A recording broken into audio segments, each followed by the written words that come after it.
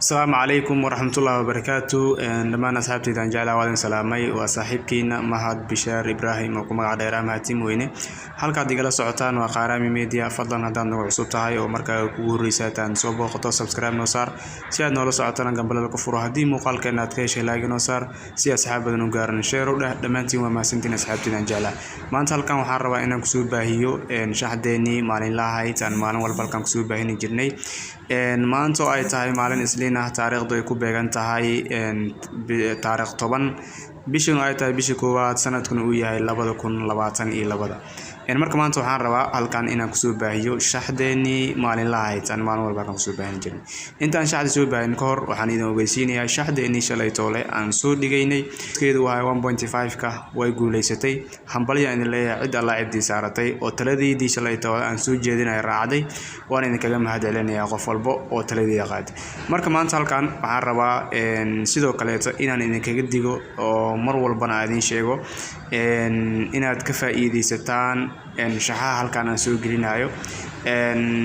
shaxaha halkan aan soo gelinayo shaxaha macquul ah oo aan isdhihi karo guul ay gaari karaan maanta shax oo diskeedu badan yahay haddii aad dhigatid inaad ku guuleysanaysid boqolkiiba hal waaye laakiin oo diskaada hadduu uu yar yahay guuleysigaadina waa u dhow yahay marka boqolkiiba 99.99 guushaadii waa macquul marka haddii oo diskaada uu badan yahay boqolkiiba hal inaad guuleysanaysid waa marka halkan maanta inaan kusoo baahiyo shaxdeeni maalinlaha ay taan maalin walba halkan kusoo baahini jirnay isla socod wanaagsan intaanan shaxda u gudagelin ka hor waxaan idin sheegayaa laba group ayaan leenahay uu midna Telegram uu yahay midna uu yahay WhatsApp-ka waxa waaye asxaabta halka ugu talagalnay inay isweydaarsadaan fikradooda shaxaha ay halkaas kusoo diyaariyaan inay isku weydaarsadaan sidoo kaleeto Telegram-kana aniga ayaa shax kusoo baahiyo marka inaad ka faa'iideysataan labadaas group adinka ay idin anfacaysaa marka insha Allah adinkana guul iyo gobonimo idin rajeynaya asxaabtiidan jeclahay shaxda maanta aan rabo inaan halkan kusoo baahiyana waxa waaye shax oo diskeedu uu yahay 1.5 kooxadan oo yihiin kooxa ilaa iyo 4 kooxood ah hubnaanteedana misana garanti ahaan markii la fiiriyo boqolkiiba 99.99 waaye inaad guuleysan kartid waxaad alla ka qoran alla og laakiinse anaga isku daygeena misana falanqeynteena mar walba aan dhinac walba ka soo fiirinay waxa ina la noqotay shax macquul ah aan isdhihi karo way guuleysan kartaa oo adiga xitaa aad isdhihi kartid maanta shaxdan mahado alla ilaahay waa macquul oo boqolkiiba 99 waa mid lagu tashan karo oo waliba lacag la saaran karo marka lacag hadii aad saaratid shaxdan $10 hadii aad saaratid $5 faa'iido ku ah maanta Muqdisho qofkiisa wixii salaad 12 ka baxa 12 habeen markuu soo hoyanayo $5 ayuu la soo hoydaa marka